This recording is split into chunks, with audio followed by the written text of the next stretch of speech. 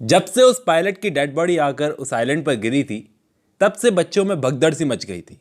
डर गए थे सारे बच्चे, समझने लगे थे कि वो एक गोस्ट है, भूत है। जैक ने तो शंख हाथ में लेकर बोलने वाला रूल तोड़ तोड़ कर उसे खत्म सा कर दिया था।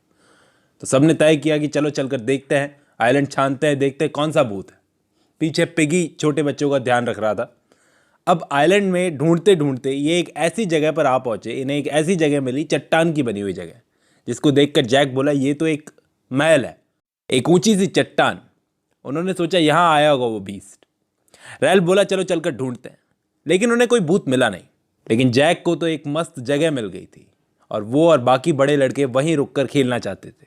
लेकिन रैल्फ बोला चलो चलकर बीस्ट को ढूंढना है और आग भी तो जलानी है। अब रैल्फ सोचने लगा कि बाल बड़े हो रहे हैं, नाखून बड़े हो रहे हैं, तो काटने चाहिए, साफ सुथरा सिविलाइज्ड रहना चाहिए। दरअसल ये लड़का इन सब में सिविलाइजेशन का प्रतीक है। वहीं वो लड़का साइमन, वो इसके पास में आया। साइमन को दिख रहा था कि इसके दिमाग में क्या चल रहा है। ये बस इसके पास आकर बोला रैल्फ डोंट वरी, सब कुछ ठीक हो जाएगा। अब रात हो गई, बीस्ट ढूंढते ढूंढते सारे डरे हुए थे साइमन को छोड़कर। रैल्फ को तो पिगी की चिंता हो रही थी कि वो छोटे बच्चे को कैसे संभालेगा। तो जैक हंसने लगा, तुम उसकी चिंता कर रहे हो मोटे की। तो रैल्फ बोला तुम्हें पिगी से प्रॉब्लम क्या है जैक। अब उस रात ये लोग वहीं रुके रहे और रात की डार्कनेस में इन लोगों ने ऊपर चढ़कर उस माउंटेन पर देखा कि आखिर है क्या। वहां पर इन लोगों ने पैराशूट देखा, वही सीन, वही गलतफहमी इनको भी हो गई। ये लोग भागे, बहुत बुरा भागे और भागकर बीच पर आए। पिगी को तो यकीन नहीं हो रहा था कि वो बीस्ट सच में है वहां पर। अब हमें क्या करना चाहिए। रैल्फ के तो कुछ समझ ही नहीं आ रहा था। वो बोला शायद वो हमें यहां से निकलने नहीं देना चाहता, इसलिए वो हमारी आग के पास बैठा हुआ है। जैक बोला हम उसे मार देंगे। रैल्फ बोला बच्चे हैं हम, हमारे पास डंडे हैं, डंडों से नहीं मार सकते। अब की बार जैक गुस्से में शंख लिया अपने हाथ में और बजाकर उसने मीटिंग बुलवाई।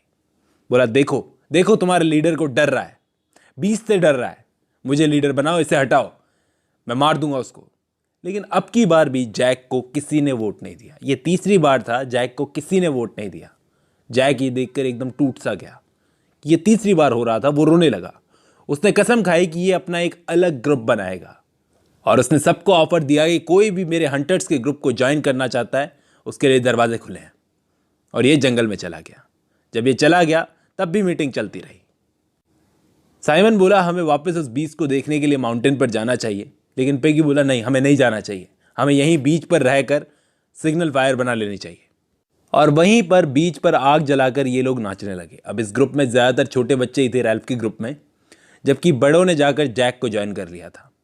साइमन अकेला जंगल में घूम रहा था, एक शांत सी जगह पर सूरज के नीचे बैठ गया। ये लड़का व्रत भी रखता है और ध्यान भी करता है। ध्यान ये लगाने लगा वहां पर जंगल में। वहीं जंगल में कहीं दूसरी तरफ जैक खुद और उन साथी लड़कों का लीडर बन गया, खुद का और साथी लड़कों का लीडर बन गया। उसने घोषित कर दिया और जिसने उसको ज्वाइन किया था वो सब इस आइलैंड पर बच्चों का, हंटर्स का एक दूसरा ग्रुप बन गया। ये खुद को और उन साथी लड़कों को ट्राइब कहकर बुलाने लगा। इन्होंने क्या किया, जंगल में एक बड़ी सी फीमेल पिग का शिकार किया। गौर से सुनना, इन लोगों ने एक फीमेल पिग का शिकार किया और उसकी गर्दन काट दी। उस गर्दन को इन्होंने एक डंडे को नुकीला किया दोनों तरफ से। उस डंडे पर इन लोगों ने टांग दिया, लटका दिया कुछ इस तरह से, और वहां से चले गए। अब उस पिग के सिर पर मक्खियां आकर बैठने लगी, भिनभिनाने लगी और आगे बैठने लगी। बहुत सारी मक्खियां आ गई। उस वक्त वहां पर ये साइमन आया जो जंगल में ध्यान लगा रहा था। इसने वो सिर देखा तो इसने सोचा ये तो लॉर्ड ऑफ द फ्लाइज है, यानी मक्खियों का भगवान। इस साइमन को ऐसे लगा जैसे ये सूअर का सिर लॉर्ड ऑफ द फ्लाइज है और उससे बात कर रहा है। वो बोला I am the Lord of the flies, I am a part of you. और ये देखकर साइमन वहीं पर बेहोश हो गया। वहां दूसरी तरफ जैक ने जो सूअर मारा था वो अपने साथ उसकी बॉडी ले गया रैल्फ के कैंप में, क्योंकि आग नहीं थी उसके पास सूअर पकाने के लिए। इसलिए उसने आग चुराई रैल्फ के कैंप में और रैल्फ को इनवाइट किया कि तुम चाहो तो तुम भी आकर खा सकते हो। अब दोस्तों, साइमन की जब दूसरी तरफ आंख खुली, आंख तब खुली जब आइलैंड पर तूफान आ गया। इसके बाद ये माउंटेन की टॉप पर गया देखने की वहां पर कौन सा बीस्ट है। अब उसने देखा कि वो बीस्ट नहीं था बल्कि एक पैराशूट था, एक आदमी था मरा हुआ जो पैराशूट के जरिए वहां पर लटका हुआ था। उसको पता चल गया था कि ये कोई बीस्ट वीस्ट नहीं है बल्कि ये तो एक आदमी है। उसने ये बात बताने के लिए बीच की तरफ भागा।